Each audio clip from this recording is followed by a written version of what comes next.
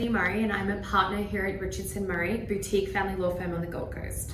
Today we are here with Danielle Searle, who is the senior mediator from Gold Coast Mediation and Resolution. Hi Danielle. Hi Steph. It's lovely to have you. Thank you. Today we are talking about strategies of how to stay out of court, and from Danielle's perspective at the front end and us at the back end, how that can really impact the progress of your matter. So let's jump in. Danielle, tell us, what is your primary strategy and your first point of call when you're talking to people about how to stay out of court?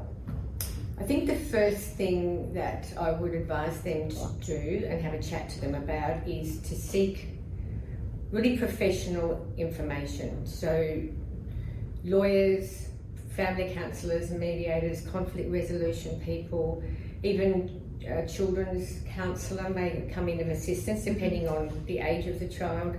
But get some knowledge about what your position is as you're going through the separation process. And when I say position, I mean your rights as a parent and your rights as far as the children are concerned. Everyone bandies around different things. Sometimes I call it pub talk, oh, I'm going to go and get 50%, I'm going to do this and all that.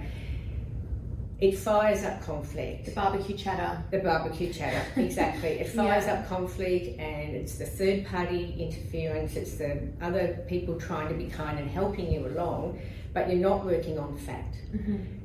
Engage a good lawyer, engage somebody that can do a pre-mediation session with you and give you the facts so you can take a step back and start to work forward in a more positive manner. That would be my very first thing to tell clients what to do. And if the separation has occurred in circumstances where there might be a lot of anger towards one another or some issues that haven't been resolved, is that important to sort before you start taking steps? Absolutely. We do, and they've become more and more popular.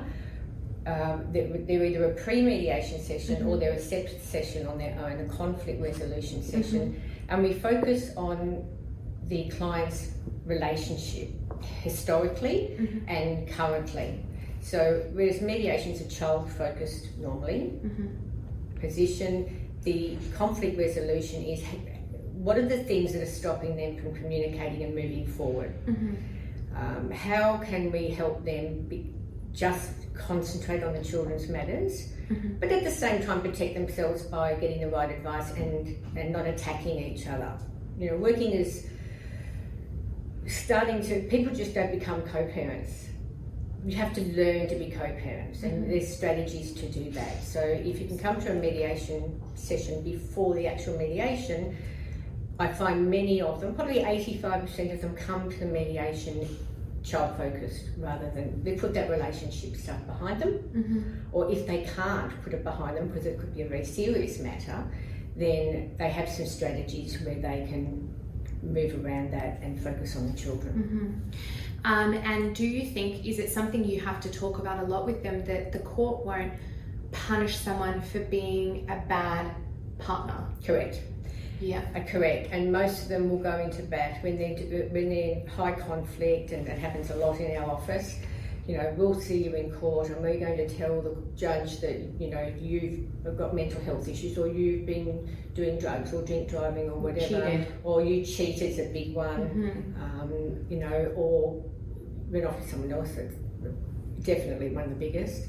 And the anger's there, but to try and say to them that the court's not interested. And they all have this idea too that they're going to get their day in court when they stand up and say to justification. Yes. Yeah. She did this, he did that, mudslinging backwards and forwards. And when I say to them, well, I think you need to check with your lawyer, because that's not how it works. It's all written evidence, it's all your affidavit, and you're actually not going to get a chance to say very much at all except good morning and goodbye. So that sometimes brings them back down to reality. I think they get that information from third parties as well. Yeah. So the parties have separated, they make contact with you. What are some of the things you tell them, other than getting advice, to do first to make sure that the children are the centre of what's happening in their world during that transition period? First of all, I do a safety check, so an intake, which is a one-on-one with both clients, just to see where they're sitting. Has there been any family or domestic violence? Is that family or domestic violence something that's historical, or is it situational? Quite often there's been no evidence of any sort of violence in the relationship, but all this starts to bring it out again. Yeah. So that's something that I find really important to do, because when you're angry, you react, and we get a lot of people threatening to go and get, you know, protection orders and all that. So we have to sort of calm them down a bit on that. I mean, if it's something that's happening, and a lot of people don't realise what the behaviours are of family and domestic violence. We go through that with them in the intake too. There's, as you would know, a whole list. As simple as taking someone's mobile phone and checking their messages and all that. So when they leave the intake, I've got a better idea of, are they safe to be in the same room? Are they convinced that it's going to be something that's worth their while? Because unless they're coming to the table and making a genuine interest, there's no point in doing it. And are they very aware of the behaviours of domestic family violence? Because that can get them into so much hot water in this first few weeks. And what about arrangements for the children? I mean, sometimes people separate, and then it's, what are we going to do? And everyone's got opinions. If it's high conflict, they both have a tendency to go into possession mode and pull. They're the children, and I want, whatever. We highly recommend, just in the first 2 or 3 months, to do an interim plan for the children, so the children know what's happening. If they're not, the children think the parents are working together, which helps. And the parents can then go, okay, we know exactly what's happening with the kids. It may not be permanent, but it helps keep the relationship going with both parents. And that's another commitment they need to make. They need to really make sure they encourage a relationship with the other parent in this time. And it also gives them some breathing space then to go to their lawyers, find their position, and then be ready to come back to the mediation and negotiate on what they're going to do. And when you come up with those interim plans, something I see, and I'd like just your opinion on, is they commit to a short-term plan, and that's wonderful, but how important it is to continue the co-parenting relationship of financial support, of ensuring they attend dance lessons and soccer and swimming, and still attending family functions, and all of how important is all of that? Very important. For the children's sake particularly, well, it gives the parents too the involvement that they're fearful that they're going to lose, but from the children's perspective, it's a new normal. So dad's not living here, or mum's not living here, but he's coming to swimming, or he's picking us up after school and he's going to take us to soccer. It's extremely important for those things to happen. It's even more important for the children to see both parents at the same sporting event. And what I say, look, even if you're really high conflict, just stand on the sides of the pool and just a quick wave. You don't have to speak, but to show the children you are both there for them. It's extremely important, long term. Absolutely. If, let's say, worst case scenario, they have separated, very high conflict, they both go to lawyers, there's court proceedings on foot, it's all inflamed, how do we take a step back and bring that down? Do you have any tips on that? I would hope that the other professionals would continue to push mediation, even a second time or sometimes a third time, because each time you come to a mediation, you get rid of one problem normally. So it'll come down to something that they just can't get over. And do they really want to go to court over that something? It's usually emotional. It's more often relationship stuff that we can maybe get past that in mediation, but also the time. A few weeks have gone by, things have settled down. You're not going to keep everybody out of court. There's going to be some people that are determined to go to court and have their say. But in the main, if they can, and they won't trust the process because they don't yet understand the process, but if they can trust the person they're dealing with to say, okay, this is like a river that we're going to go down.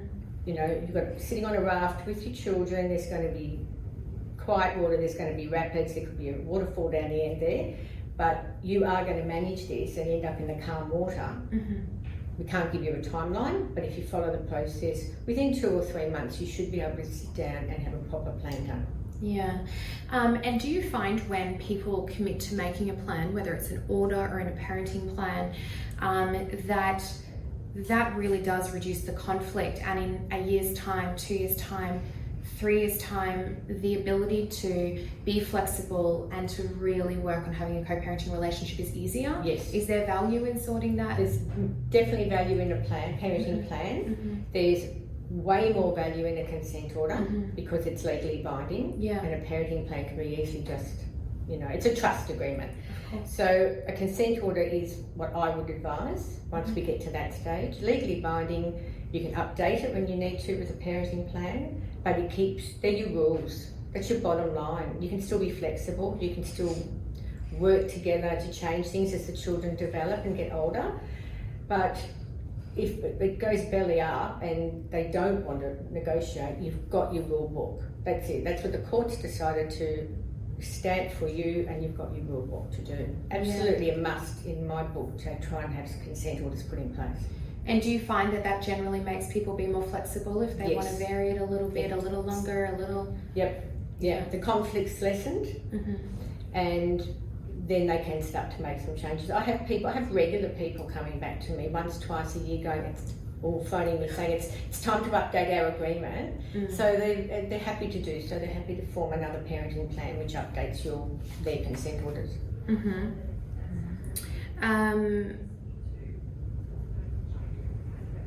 If you're a parent or you have someone come to you and they say, it's all going fine, but I do have this concern about, say, a new partner or about, he's been going out a lot, or she's been out with her girlfriends on social media.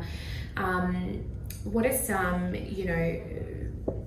tips of how to handle addressing that with the other person without being accusatory or attacking? Yeah. It can be so crucial to not have those kinds of allegations thrown across the table. Yes, we talk about in the mediation itself, we talk about new partners coming into the equation because quite often there already is a new partner in the equation, and that will flare conflict. So we put some boundaries around that as well. If there's no new partner at the time, but then they phone later on and say, we have this issue, I would just pull them back in for a little tweak and say, okay, understandably, for the children's sake, we don't want new partners coming in and out of the children's lives. So would you both agree that we don't introduce new partners for a period of, say, 6 months? No sleepovers. You've got plenty of time to do that when you don't have the children. And then you agree when it's time. You say to mum, okay, I think it's time I introduce the children to so-and-so. How best do you think we should do that? Or should we go to a park or do it? You don't do it, behind the back. If you do it together, mum feels like or dad feels like they've got, a say in it, and it's being done respectfully. Yeah, respect. Yeah, and the kids then go, oh, okay, dad's introducing Sally to mum, and mum says hi, and that's fine. That's, once again, it's not on their shoulders. Yeah, absolutely. So I guess that's really the key takeaway, is having that respect for each other. You were in a relationship, you've raised a child together. Yes. Continuing the respect and treating each other respectfully through the process. And don't concentrate on the last few months or years of the downside of the marriage. Yeah. Go back to where you've produced these gorgeous children and go, well, we were happy, we did have a plan. Don't, for the children's sake, let that all be pushed to the back. Absolutely. Keep that at the forefront, that we're going to, like in a Jewish ceremony, they actually have what they call a get, which is a ceremony for divorce. And they promise to still respect each other and honour the children. Yeah. And it's really, and they do have the elders doing sort of blessings for the couple to move forward nicely and all of that. Bring it in here. Absolutely. So if anyone wants to find you, if anyone wants to book a dispute resolution session or a pre-mediation session, where can they find you? You can go to the website. We have Facebook, Instagram and the website, Gold Coast Mediation and Resolution. Perfect. There is a little link on there that you can click to book a 15-minute consultation on the phone, so we can have a chat and see if we're a good fit with each other, and then we can organise an intake appointment for them. Wonderful. Well, thank you so much for joining us today to have a chat with Danielle Searle from Gold Coast Mediation and Resolution.